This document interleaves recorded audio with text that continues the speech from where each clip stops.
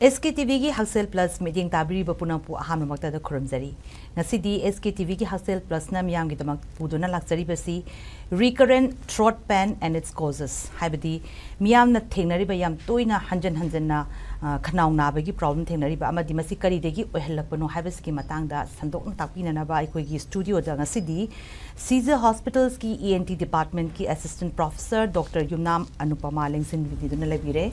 Dr. Anupama bu SKTV की Hakshel Plus की मायके दे की तरह नोट cherry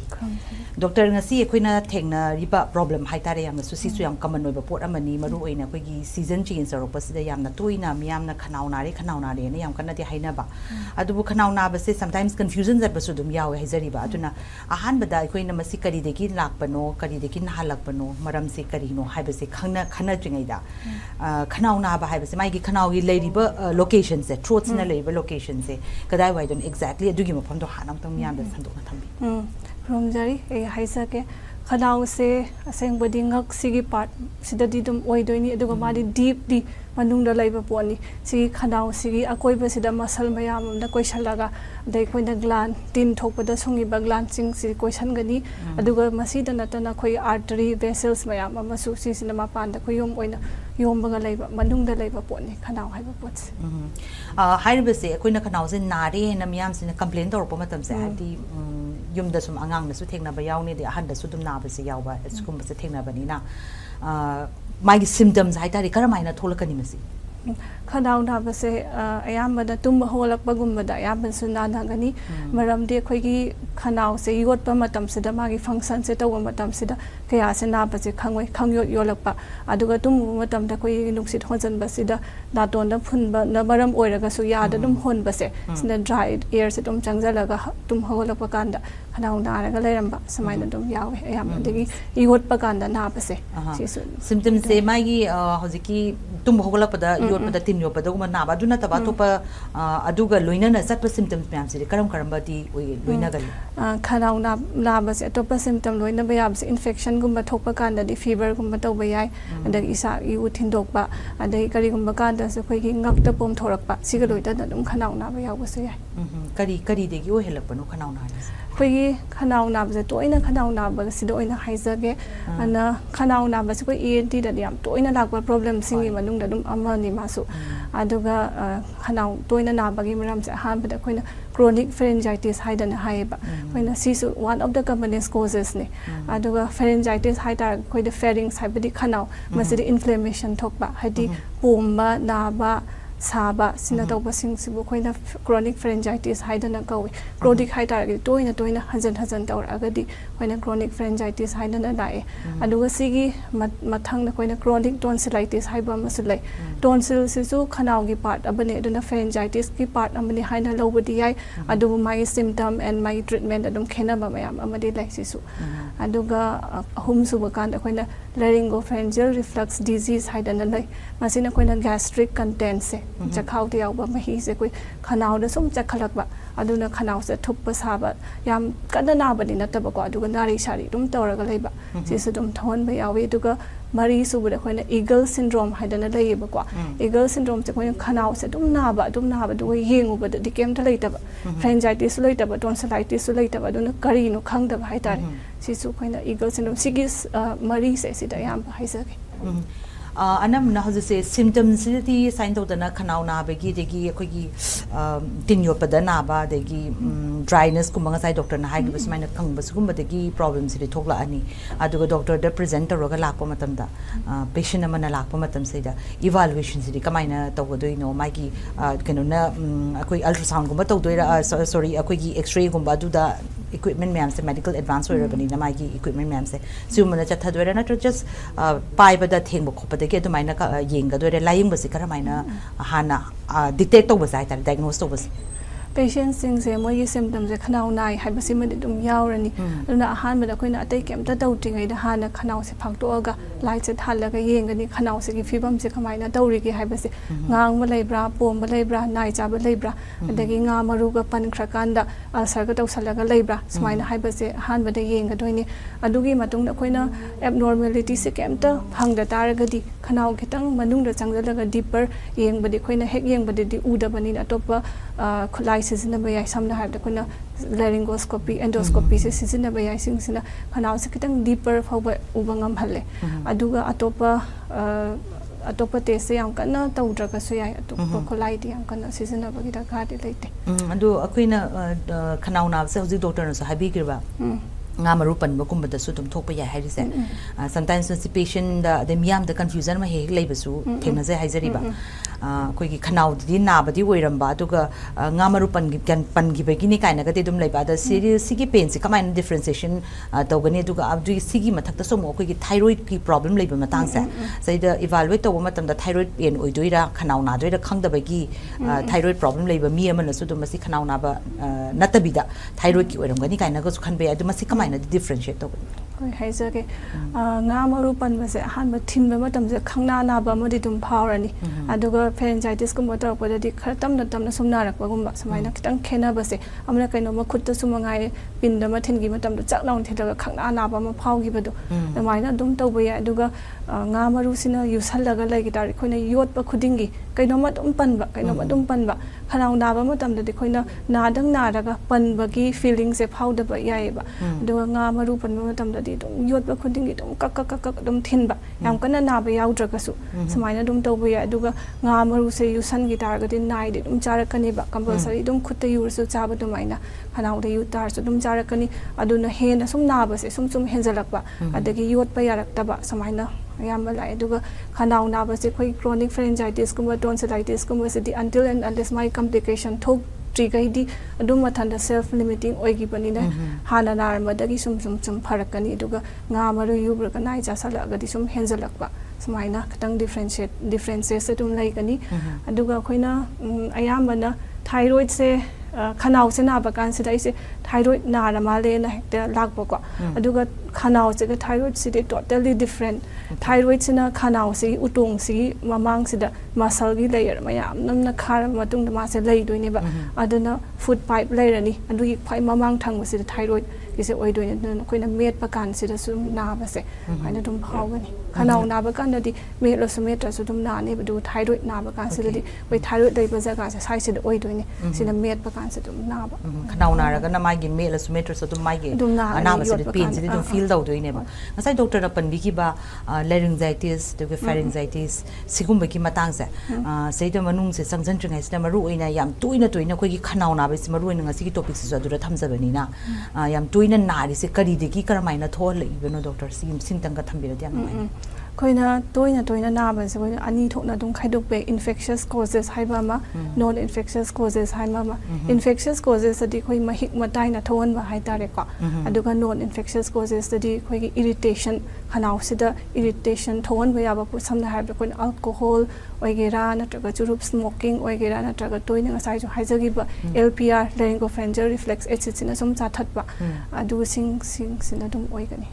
pharyngitis size state changa ka doira karam sida changa ka doini ana pharyngitis ki maram tu sukha dum haijage pharyngitis ki se dum chapmalai tonsillitis su pharyngitis ko aduna magi mahik matai na cause to ba hairaga dikhoi bacteria na traga virus singsina yamba cause tawe aduga virus ka bacteria ga yengda ba matam sida su virus na hen amuk common oiba aduga magi maram se koi naton khanau na gong city lining se loin samna ba ngam tane ba moise aduna sigi area se da amoda na ba matam sida khanau dum narak pa ya ba ki chances dum lai an example oina haira ba da koi chronic rhinosinusitis dai ba mi oi singsina khanau se dum toina na ba yai maram di koigi naton sidagi khanau sida mahi se dum toina sendarak ba hai tare se koina post nasal drip haina kawe ba masi akoi environmental kaino se related oi dore ra kamai to environmental related oi be oi de be mai han already sinus sida infected oi ra ba hai tare ba singsina mahi se ta sala kan da post nasal drip se tawra kan sida khanau sida toina irritation thok ba hai tare singsina dum pharyngitis se oi han be yai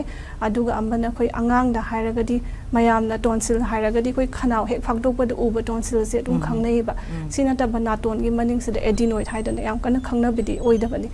adenoid haidana malai masi se angang ta katang lei moina chahi 12 or 13 years sura ko matam da mathanda dum mangzari ga dawba pot ne ba ko duga marak sida moi sida bacteria natraga virus lai salaga moi sina foci of infection thoan na bagi machak se moi na pibi ba dai tar ga toina khanau na ma se dum thokale sing sina infectious causes ta chinga ka doine duga ani subada khoina non infectious causes hide other than mahik matai nataba ko to han bada khoina dry air se sing se khanau na bagi yamna chances yam pi ba haidare ko an sigi maram soina normally di sohon ba matam se naton da dum hon ga ba sigi se yamna khoina ishona pi biram ba haidare am phaba function na mani naton se da hon ba matam se han bada nungsit sida yawba mahik mutai sing se doin filter do bi rani ko adugi matungda khoigi temperature sisu control do bi rani yam inga magana tinu tawrani sahan wirani yam sal bana khar ingda halamani smaina tawrani aduga amana khoigi humidification haitare ko nungsit sida am dry oraga suna ton sida sanga ko matam da timagi ising da nungsit da ising yaw bai chang tum kano maintain do bi ba haitare na ton sida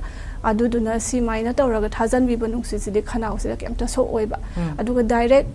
environmental laiba nungsit je khanau na direct hojan targadi ngasai na ton sina tawbi riba function mayam so loin bypass tawbi grani ba aduduna mahik mutai bo yaram asu dry oiba or so dum haina jangjan bisina khanau sedum na han bagi machak se oi aduga khoina non infectious causes second causes ta laksari ko khoigi nasal obstruction leiba mi dasu de moi dasu sigi ngasai gi dry air jingjan barom sida laktoi ne ba naton dagi any taina naton phun bagi laina se to makhal ayam am di laikre any causes oi sanu duna naton sidagi so hambangam da na khanau sidagi dum hon kan ma kangbu se moi sida dum khanau na bi chances lei aduga khoina ahum suba causes nga sai ki non infectious causes da laryngopharyngeal reflux disease na haizari base by gastric content ka khala ga takna ba haidar injury thogan ba magi mucosa sida sing sina su mu khanau na han ba ki chances adum bi aduga mari subda khoi alcohol season ba or smoking ham toina tawba ko adagi khoi tobacco season ba kangbu se moi sing sida sutum injury thoan doine moi sing sina aduna khanau na han ba gi machak se sisina su oi anduka akhoi khanau na ba matam se da pus formation nai guma sabe gi lebese masisi masiti kari haina chattoino khanau na ba sigi mai gi complication odura na taga mai gi atopa kari problem oi begina khanau se nai chara ko gi sigum akhoi gi khanau se da nai chara ko sai hamal tonsillitis tawba kan sida uiba tonsil gi magi surface la smooth oiba surface ate makut hai kusalaga leiba mayam yawe masai sida khoina chagi bagi degraded food mayam ama then bacteria virus mayam ama sida di khoigi bacteria mayam ama sui masagi yauzari bani na ko adagi dead cells moi singi dead cells mayam se sum question ba haidare ko sing sina tawra ka da nai charak ba saman dum oiba su yai deki sometimes khoina sum thengna zabada akhoi khon siba gumba khanau ni nara kan sita khon siba gumba tenyo pa khaktang na ba na tabida masi sine kari ko se mai ge sisine kari gi oituino kamai to khoina khonjal thokpam se larynx haidana hai ko mai vocal cord se sida lai doi deba ana adu naton dagi hauraga aphoba se khoina mucosa se dum lining se mana doine adu duna infection thokpa matam da inflammation se adu bo dum yoba yai ba adu matam na khoi khon siba kuma si se dum thokpa yai adu every time compulsory oina khon sini haibadi daite da vocal larynx se involve tawrak ba kan se da khon siba adu ayama da moi se mathana dum phajarak pa oi viral da so yama tawgal mas duga doctor akoina sum thengnazabada haitare akoigi vocal cord je khana na bagi port simasu leire duga mathanda khon sidharak bagi sigumba sisu cases se khar thengnaza haijari ba masisu all related with ngasiki recurrent throat infections in oidora na traga masikari related atopa cases se kai oibe yai khon sidarak pasidi every time infectious sigi pharyngitis or khanau na base siga related ti oide ma de khoina voice am use tau base vocal abuse leiba haitare mainly school going children gumud angang di dum law ganu haiba su yada ba ko moi kum adagi school teacher gumba dum class dum lor ko nungan dai nu haidi kanu phoba pung se duration jam sangna adagi singers gumba da su ko dum isai high pitch low pitch pa ama intensity different intensity the salak was simayam se dum khonjel siba gi di adon na kan da ina chat khrani okay not related with akoi gi tonsil gumbas minus sore throat only during akoi gi acute infection gum leiba do adu matam da as a general oina inflammation thokpa kan da di tawba yai nara kanda sidhara pa natana atopa causes sin nateba aduga doctor amana hangjaningi base angang da ngasai gi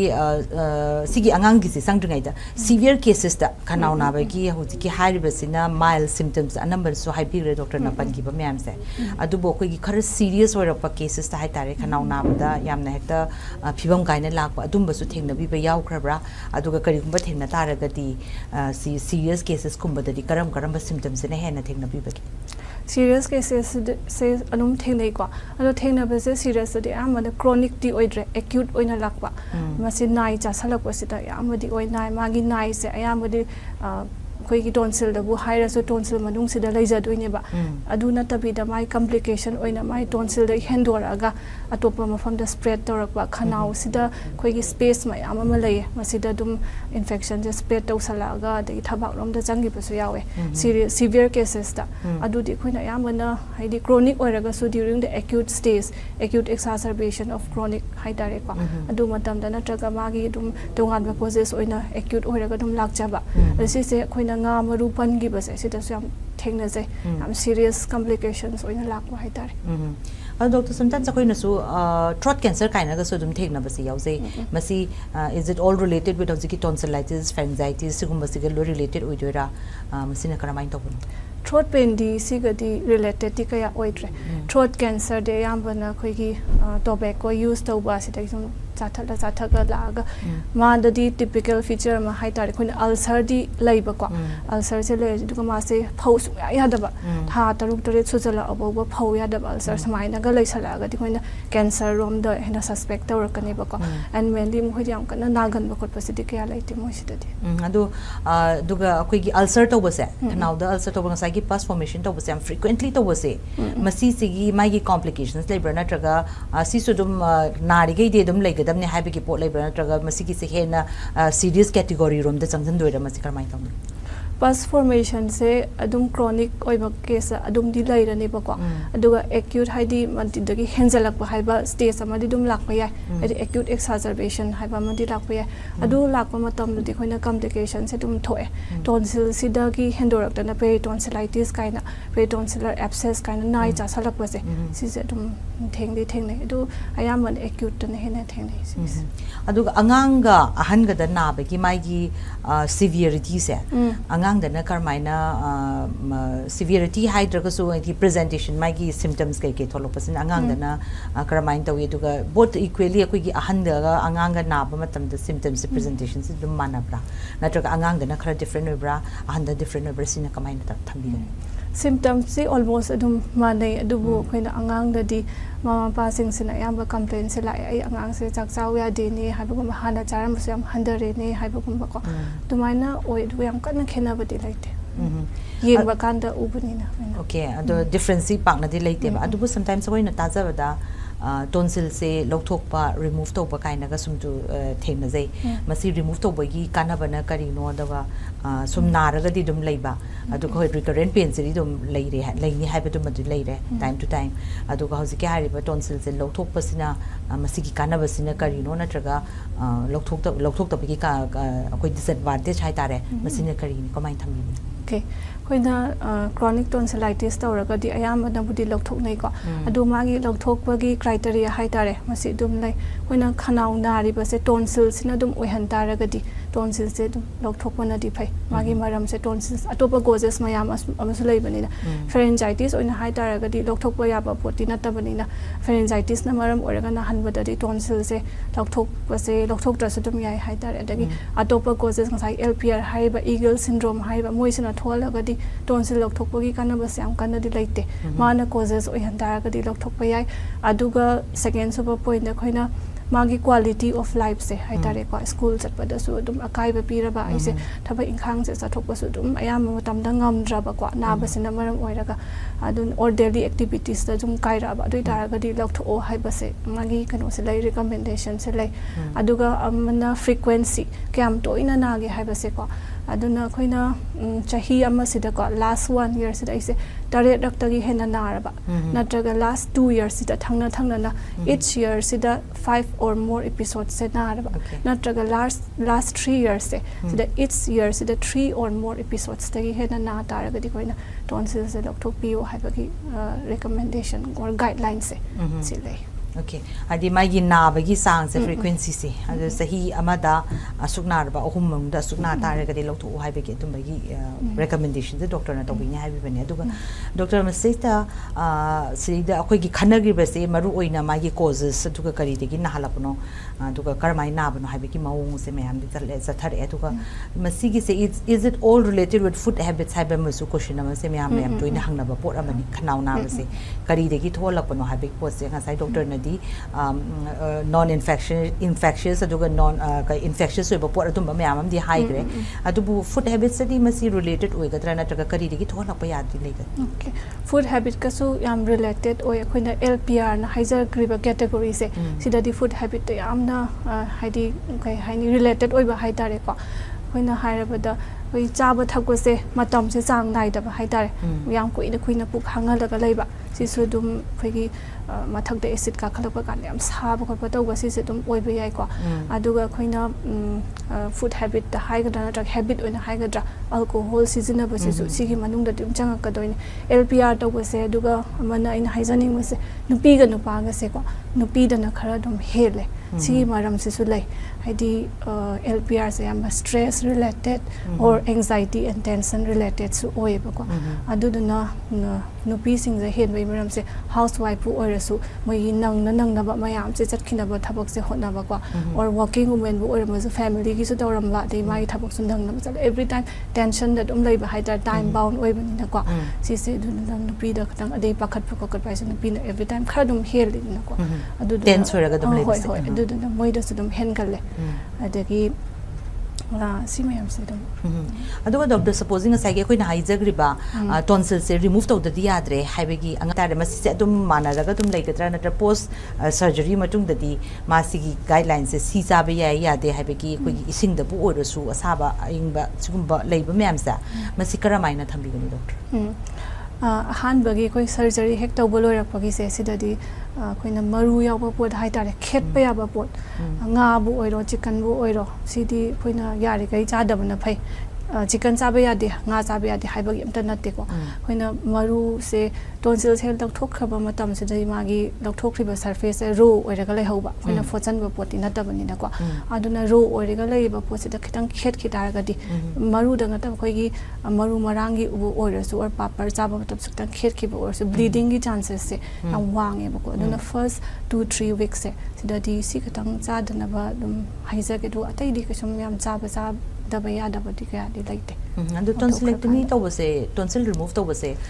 angang oiring idana hena tawka di phabra na traga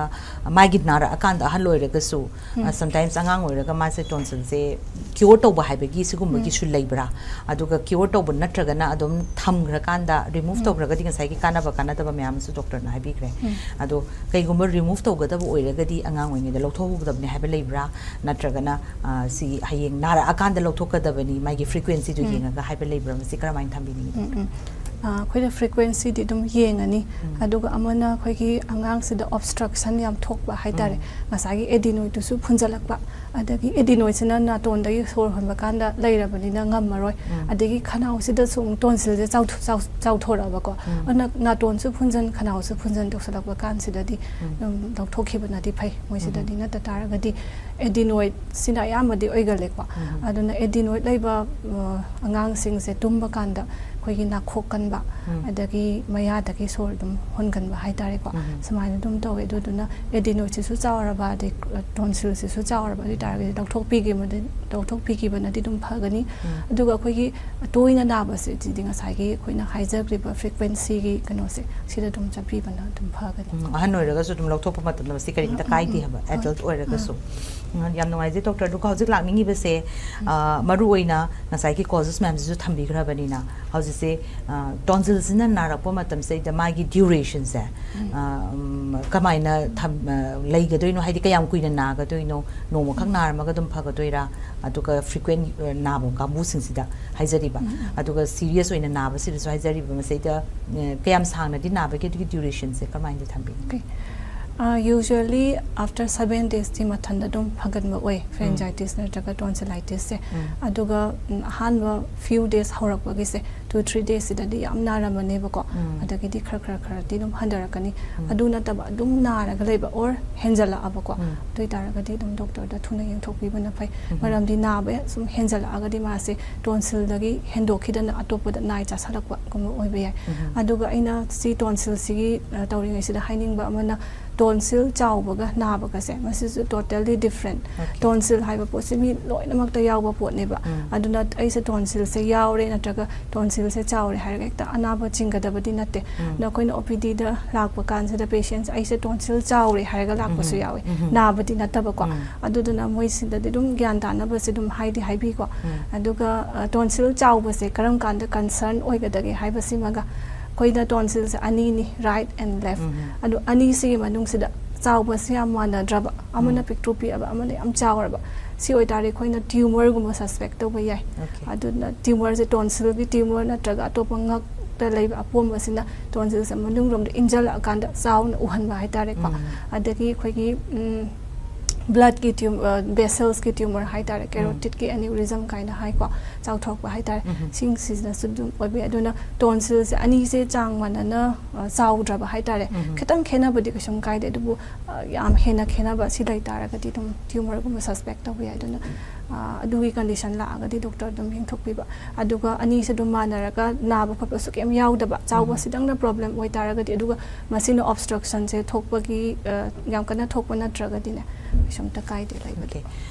the treatment se doctor yumda dum tawbagi sigi yumda dum treatment piraga dum phani haiba leibra natraga kai gum yum sreja treatment se karamaina pigani yumda tawbo oraga na yumda treatment pibo oraga na aduga kai gum yum se treatment se pibo home treatment se yada bataraga di karam kanda na koina doctor manakta sakada se symptom thambi okay koina treatment se kaino budi phaba budi koina doctor de always yeng thoaga treatment se tawbi bana phai adu koina sida khanau na ba kana koina section ga dog se oral hygiene se fazana maintain tawbi ba hai tare ko teng ba se koi ising asaba tawraga dum kemta yawde bi da teng ba su dum yawe dai thum tawraga teng ba su yawe but moi sida de antiseptic property dim ta lei badi na te just soothing relief tawbodo pain relief tawbodo adugi wa khatane aduna na bakan sida di koina katang antiseptic solution haigadra moi se yawraga gargle tawbi ba sima yare adagi every time antibiotic pini haiba su leite amadi ayamana self limiting oibanina ana antibiotic pi da tar so in painkiller gumba kwa fever gumba yaraga na antibiotics or paracetamol so in bb badum yai without antibiotic ado magi limited time limited le kan da dum phagi aduga antibiotic se karam kanda thagani haibagi criteria su khara lai ko khona centaur criteria guide na lai ba ko moisina fever su yawra ba ko adagi khanau se nai cha ba se uraba adai khoi ngak ta pomba kaina haibadu pomaga na ba haitare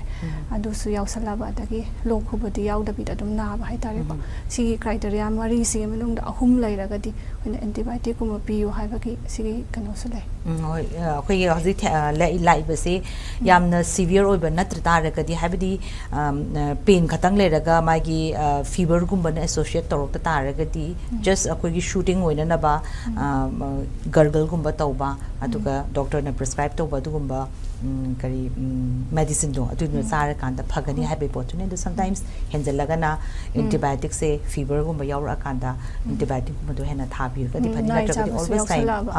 always time antibiotic se sa ba phate ha laite do oiraga di sum chasan taraga di resistance laktoine ba adu khoina yam thengna ba se patients in ai nare na pharmacy da gi chatlura kanda antibiotic dum firak ba haitare azithromycin se dum ai se 3 days di azithromycin di chare kaina tawraga dum lakpa se yawe ba ꯍꯥꯏꯗꯤ ꯔꯤꯌꯦꯂꯤ ꯔꯤꯀ꯭ꯋꯥꯏꯔꯗ ꯑꯣꯏꯕꯗꯤ ꯅꯠꯇꯕ ꯃꯇꯝꯗꯨꯗ ꯄꯦꯁꯦꯟꯁꯤꯅ ꯈꯟꯗꯣꯏꯁꯦ ꯅꯥꯕꯁꯤ ꯐꯥꯎꯔꯕ ꯌꯥꯝ ꯅꯥꯔ ꯃꯥꯜꯂꯦꯅꯗꯤ ꯈꯟꯗꯣꯏꯅꯦꯕ ꯑꯗꯨ ꯃꯥꯒꯤ ꯅꯥꯕꯗꯨꯒꯤ treat ꯇꯧꯅꯕ ꯄꯦꯟ ꯀꯤꯂꯔꯗꯤ ꯌꯥꯎꯔꯝꯗꯕ ꯍꯥꯏꯇꯥꯔꯦꯀꯣ ꯑꯗꯨꯗꯨꯅ ꯐꯅ ꯑꯦꯟꯇꯤꯕꯥꯏꯑꯣꯇꯤꯛ ꯆꯥꯔꯁꯨ ꯄꯦꯟꯗꯨꯗꯤ ꯃꯇꯝ ꯈꯔꯗꯤ ꯑꯗꯨꯝ ꯂꯩꯗꯣꯏꯅꯦꯕ ꯃꯥꯒꯤ ꯃꯊꯟꯗ ꯁꯨꯝ ꯐꯖꯔꯛꯄ ꯑꯣꯏꯕꯅꯤꯅꯀꯣ ꯑꯗꯨꯅ ꯁꯤꯒꯤ ꯀꯩ ꯍꯥꯏꯇꯥꯔꯦ ꯃꯦꯗꯤꯀꯦꯁꯟꯁꯦ ꯐꯖꯅ ꯇꯧꯗꯕ ꯍꯥꯏꯇꯥꯔꯦꯀꯣ ꯑꯗꯨ ꯗꯣꯛꯇꯔ ꯍꯧꯖꯤꯛ ꯌꯥꯝꯅ ꯆꯠꯅꯕꯤ ꯑꯃ ꯍꯥꯏꯒꯗ꯭ꯔꯥ ꯌꯥꯝ ꯀꯃꯟ ꯑꯣꯏꯅ ꯊꯦꯡꯅꯕꯁꯦ ꯑꯥꯐꯇꯔ ꯀꯣꯚꯤꯗ ꯀꯤ ꯃꯇꯨꯡꯗꯗꯤ ꯉꯁꯥꯏ ꯀꯣꯚꯤꯗꯇꯁꯨ ꯁꯤꯝꯇꯝꯁꯦ ꯊ꯭ꯔꯣꯠ ꯄꯦꯟꯒꯨꯝꯕ ꯌꯥꯎꯈꯤꯕꯅꯤꯅ ꯑꯦꯖꯤꯊ꯭ꯔꯣꯃꯥꯏꯁꯤꯟ ꯍꯧꯖꯤꯛ ꯗꯣꯛꯇꯔꯅ ꯄꯟꯕꯤꯈ꯭ꯔꯤꯕꯁꯦ ꯈꯅꯥꯎꯕꯨ ꯅꯥꯔꯗꯤ ꯑꯦꯖꯤꯊ꯭ꯔꯣꯃꯥꯏꯁꯤꯟꯁꯦ ꯑꯗꯨꯝ ꯍꯦꯛꯇ ꯆꯥꯕ ꯑꯗꯨꯒ ꯍꯧꯖꯤꯛ ꯍꯥꯏ ꯑꯗꯨꯃꯥꯏꯅ ꯐꯥꯔꯃꯥꯁꯤꯗ ꯆꯠꯂꯒꯁꯨ ꯍꯦꯛꯇ ꯄ꯭ꯔꯦꯁꯀ꯭ꯔꯥꯏꯕ ꯃꯣꯏꯅ ꯄꯤꯔꯛꯄ ꯍꯥꯏꯇꯥꯔꯦ ꯃꯁꯤ ꯆꯥꯔꯗꯤ ꯐꯅꯤ ꯍꯥꯏꯗꯅ ꯑꯗꯣ ꯃꯁꯤ ꯃꯇꯥꯡꯁꯤ ꯗꯣꯛꯇꯔꯅ ꯃꯤꯌꯥꯝꯗ ꯀꯔꯝꯍꯥꯏꯅ ꯍꯥꯏꯕꯤꯅꯤꯡꯉꯤ ꯑꯗꯨꯅꯦ ꯈꯅꯥꯎꯁꯦ ꯅꯥꯕꯁꯤꯗꯀꯣ ꯇꯁꯦꯡꯅꯃꯛꯀꯤꯗꯤ ꯑꯩꯈꯣꯏꯒꯤ ꯗꯣꯛꯇꯔꯗ ꯌꯦꯡꯕꯁꯤꯅꯗꯤ ꯈ꯭ꯋꯥꯏꯗꯒꯤ ꯐꯔꯦ ꯍꯥꯏꯗꯤ ꯃꯥꯒꯤ ꯂꯥꯏꯑꯣꯡꯗꯣ ꯅꯥꯏ ꯆꯥꯕ ꯌꯥꯎꯔꯤꯕ꯭ꯔꯥ ꯌꯥꯎꯗꯕ꯭ꯔꯥ ꯍꯥꯏꯕꯗꯨꯒꯤ ꯃꯇꯨꯡ ꯏꯟꯅ ꯑꯗꯨꯝ ꯍꯤꯗꯥꯛꯁꯦ ꯊꯥꯔꯛꯀꯗꯣꯏꯅꯤꯅ ꯑꯗꯨꯅ ꯅꯥ ꯇꯥꯔꯒ ꯑꯩꯈꯣꯏꯅ ꯑꯍꯥꯟꯕꯗ ꯌꯨꯝꯗ ꯇꯧꯕ ꯌꯥꯕꯁꯨ ꯒꯔꯒꯜꯒꯨꯝꯕꯗꯤ ꯑꯗꯨꯝ ꯇꯧꯕ ꯌꯥꯏ ꯂꯩꯔꯒ ꯈꯣꯠꯂꯒ ꯑꯗꯨꯝ ꯇꯧꯕ ꯌꯥꯏ ꯕꯦꯇꯥꯗꯤꯟ ꯒꯔꯒꯜ ꯅꯠꯇ꯭ꯔꯒ ꯑꯇꯣꯞꯄ ꯀ꯭ꯂꯣꯔꯍꯦꯛꯁꯤꯗꯤꯟ ꯒꯔꯒꯜꯅ ꯂꯩꯔꯤꯁꯦ ꯁꯤꯡꯁꯤꯗꯤ ꯑꯗꯨꯝ ꯇꯧꯕ ꯌꯥꯏ ꯑꯗꯨꯒ ꯈꯤꯇꯪ ꯁꯤꯝꯇꯣꯃꯦꯇꯤꯛ ꯇ꯭ꯔꯤꯠꯃꯦꯟ ꯍꯥꯏꯇꯥꯔꯦ ꯄꯦꯟ ꯌꯥꯎꯔꯒꯅ ꯄꯦꯟꯒꯤ ꯔꯤꯂꯤꯐꯀꯤ ꯑꯗꯨꯝ ꯆꯥꯕ ꯑꯣꯔ ꯐꯤꯕꯔꯒꯨꯝꯕ ꯌꯥꯎꯔꯒꯅ ꯄꯦꯔꯥꯁꯤꯇꯥꯃꯣꯜꯒꯨꯝꯕ ꯆꯥꯕꯁꯤꯗꯤ ꯌꯥꯏ ꯑꯗꯨꯒ ꯑꯦꯟꯇꯤꯕꯥꯏꯑꯣꯇꯤꯛꯁꯤꯗꯤ ꯋꯤꯗꯥꯎꯠ ꯗꯣꯛꯇꯔꯁ ꯄ꯭ꯔꯦꯁꯀ꯭ꯔꯤꯞꯁꯟ ꯆꯥꯕꯤꯗꯕꯅ ꯐꯒꯅꯤꯅ ꯑꯗꯨꯝ ꯍꯥꯏꯖꯒꯦ ꯌꯥꯝ ꯅꯨꯡꯉꯥꯏꯖꯩ ꯗꯣꯛꯇꯔ ꯉꯁꯤꯁꯦ ꯑꯩꯈꯣꯏꯅ ꯈꯟꯅꯔꯤꯕꯁꯦ ꯃꯔꯨꯑꯣꯏꯅ ꯉꯁꯥꯏꯒꯤ ꯏꯟꯐꯦꯛꯁꯤꯌꯁ ꯑꯗꯨꯒ ꯅꯣꯟ ꯏꯟꯐꯦꯛꯁꯤꯌꯁ ꯀꯣꯖꯦꯁ ꯃꯌꯥꯝ ꯑꯃꯁꯨ ꯗꯣꯛꯇꯔꯅ ꯊꯝꯕꯤꯈ꯭ꯔꯦ ꯑꯗꯨꯒ ꯈꯅꯥꯎꯁꯦ ꯅꯥꯕ ꯃꯇꯝꯗ ꯀꯔꯝꯕ ꯀꯥꯟꯗ ꯃꯥꯁꯦ ꯔꯤꯃꯨꯚ ꯇꯧꯒꯅꯤ ꯑꯗꯨꯒ ꯇꯧꯗ꯭ꯔꯒꯅ ꯃꯥꯒꯤ ꯄꯦꯟ ꯂꯩꯕ ꯃꯇꯝꯗ ꯀꯔꯝꯕ ꯀꯥꯟꯗ ꯗꯣꯛꯇꯔ ꯃꯅꯥꯛꯇ ꯆꯠꯀꯅꯤ ꯍꯦꯟꯖꯜꯂꯀꯥꯟꯗ ꯑꯗꯨꯒ ꯅꯠꯇ꯭ꯔꯒꯅ ꯌꯨꯝꯗꯁꯨ ꯑꯗꯨꯝ ꯇ꯭ꯔꯤꯠꯃꯦꯟ ꯇꯧꯕ ꯌꯥꯕꯒꯤ ꯑꯗꯨꯝꯕꯒꯤ ꯃꯌꯥꯝ ꯑꯃꯁꯨ ꯊꯝꯕꯤꯈ꯭ꯔꯦ ꯍꯣꯏ ꯑꯗꯨꯒ ꯁꯤ ꯃꯌꯥꯝꯁꯤꯒꯤ ꯃꯅꯨꯡꯗ ꯑꯩꯅ ꯋꯥꯠꯂꯧꯕ ꯑꯃꯇꯪꯒ ꯍꯥꯏꯖꯒꯦꯀꯣ ꯑꯩꯈꯣꯏ ꯏꯒꯜ ꯁꯤꯟꯗ꯭ꯔꯣꯝ ꯍꯥꯏꯗꯅ ꯑꯃ ꯑꯩꯅ ꯉꯁꯥꯏ ꯍꯥꯏꯖꯈꯤꯕꯗꯣ ꯏꯒꯜ ꯁꯤꯟꯗ꯭ꯔꯣꯝꯁꯤꯗꯗꯤ ꯄꯦꯁꯦꯟꯁꯦ ꯂꯥꯛꯄ ꯃꯇꯝꯁꯤꯗ ꯈꯅꯥꯎꯁꯦ ꯅꯥꯔꯦ ꯍꯥꯏꯗꯅ ꯑꯗꯨꯝ ꯂꯥꯛꯄ ꯑꯗꯨꯒ ꯌꯦꯡꯉꯨꯕꯗꯗꯤ ꯀꯩꯝꯇ ꯂꯩꯇꯕ ꯑꯩꯈꯣꯏꯅꯁꯨ ꯐꯥꯏꯟꯗꯤꯡꯁꯦ ꯀꯩꯝꯇ ꯐꯪꯗꯕ ꯍꯥꯏꯇꯥꯔꯦꯀꯣ ꯑꯗꯨꯒ ꯈꯅꯥꯎ ꯅꯥꯕꯁꯤꯒ ꯂꯣꯏꯅꯅ ꯑꯩꯈꯣꯏ ꯅꯥꯀꯣꯡꯗꯁꯨ ꯅꯥꯕ ꯑꯗꯩ ꯉꯛꯁꯝ ꯃꯔꯤꯗ ꯉꯛꯇꯒ ꯅꯥꯕꯁꯨ ꯑꯗꯨꯝ ꯈꯔ ꯌꯥꯎꯕ ꯌꯥꯎꯋꯦꯀꯣ ꯃꯁꯤ ꯑꯩꯈꯣꯏꯅ ꯁꯨꯝ ꯊꯤꯒꯠꯄ ꯃꯇꯝꯗꯗꯤ ꯑꯦꯛꯁꯔꯦ ꯂꯧꯔꯒ ꯌꯦꯡꯕ ꯗꯔꯀꯥꯔ ꯂꯩꯔꯛꯑꯦ ꯁꯤ ꯃꯇꯥꯡꯁꯤꯗꯗꯤ ꯑꯗꯨꯅ ꯑꯦꯛꯁꯔꯦ ꯂꯧꯔꯒ ꯌꯦꯡꯕ ꯃꯇꯝꯗꯗꯤ ꯑꯩꯈꯣꯏꯒꯤ ꯁ꯭ꯇꯥꯏꯂꯣꯏड ꯄ꯭ꯔꯣꯁꯦꯁ ꯍꯥꯏꯗꯅ ꯁꯔꯨ ꯑꯃ ꯂꯩꯌꯦꯕ ꯃꯁꯤꯗꯒꯤ ꯑꯩꯈꯣꯏ ꯂꯤꯒꯥꯃꯦꯟ ꯑꯃ ꯊꯣꯛꯂꯛꯇꯣꯏꯅꯦ ꯑꯗꯨꯅ ꯃꯁꯤꯒꯤ ꯂꯤꯒꯥꯃꯦꯟꯁꯦ ꯁꯔꯨ ꯑꯣꯟꯁꯤꯜꯂꯛꯄ ꯍꯥꯏꯇꯥꯔꯦ ꯑꯗꯨꯅ ꯁꯤꯒꯤ ꯁꯔꯨꯁꯦ ꯁꯥꯡꯕ ꯍꯦꯟꯗꯣꯔꯛꯄ ꯁꯥꯡꯕ ꯍꯦꯟꯗꯣꯔꯛꯑꯒ ꯑꯩꯈꯣꯏꯒꯤ ꯅꯔꯚꯁꯤꯗ ꯅꯝꯁꯤꯟꯕꯀꯣ ꯁꯤꯁꯤꯅ ꯃꯔꯝ ꯑꯣꯏꯔꯒ ꯃꯥꯏ ꯑꯅꯥꯕꯁꯤ ꯃꯁꯤꯅ ꯑꯣꯏꯔꯝꯕ ꯑꯗꯨꯅ ꯌꯦꯡꯕ ꯀꯥꯟꯗꯗꯤ ꯀꯩꯝꯇ ꯂꯩꯇꯕ ꯅꯥꯀꯣꯡꯗꯁꯨ ꯀꯩꯝꯇ ꯂꯩꯇꯕ ꯑꯗꯩ ꯉꯛꯇꯁꯨ ꯑꯄꯣꯝꯕ ꯀꯔꯤ ꯀꯔꯥ ꯀꯩꯝꯇ ꯂꯩꯇꯕꯀꯣ ꯑꯦꯛꯁꯔꯦ ꯂꯧꯔꯀꯥꯟꯗ ꯂꯩꯔꯝꯕꯁꯨ ꯌꯥꯎꯋꯦ ꯑꯗꯨꯅ ꯁꯤꯒꯤꯁꯤ ꯑꯣꯏꯇꯥꯔꯒꯗꯤ ꯃꯥꯒꯤ ꯇ꯭ꯔꯤꯠꯃꯦꯟꯁꯦ ꯉꯁꯥꯏꯒꯤ ꯁꯔꯨ ꯑꯁꯥꯡꯕꯗ ꯂꯧꯊꯣꯛꯄ ꯁꯤꯡꯁꯤꯅꯁꯨ ꯑꯣꯏꯗꯣꯏꯅꯦ ꯑꯗꯨꯒ ꯑꯩꯈꯣꯏꯒꯤ ꯉꯁꯥꯏꯒꯤ LPR ꯍꯥꯏꯗꯅ ꯑꯃ ꯍꯥꯏꯖꯈꯤꯕꯗꯣ ꯁꯤꯗꯗꯤ ꯇ꯭ꯔꯤꯠꯃꯦꯟꯁꯦ ꯗꯣꯛꯇꯔꯒꯤ ꯍꯤꯗꯥꯛꯁꯦ ꯈꯤꯇꯪ ꯆꯥꯕꯁꯤ ꯅꯠꯇꯦꯕ ꯏꯝꯄꯣꯔꯇꯦꯟꯁꯦ